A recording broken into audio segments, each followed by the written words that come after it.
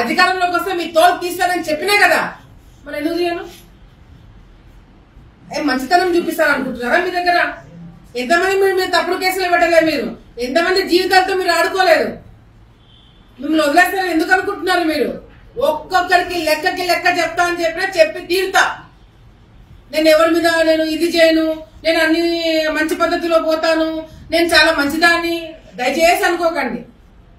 మీరు తప్పు చేసింటే భయపడండి, తప్పు చేయకపోతే ప్రశాంతంగా ఉండండి. డెఫినెట్ గా నాకు రెడ్ బుక్ ఉంది. రెడ్ బుక్ అంటున్నావు, పెట్టుకున్నా రెడ్ బుక్ నేను కూడా. దాంట్లో మీ పేర్లన్నీ ఉన్నాయి.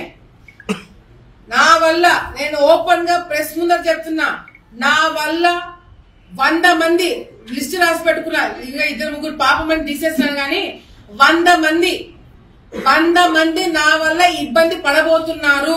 ఓపెన్ గా చెప్తున్నాను. ఆళ్లగడ్డలో ఎవరు నీ ఎర్ర బుక్కులకి పచ్చ బుక్కులకి భయపడే వాళ్ళు లేరు.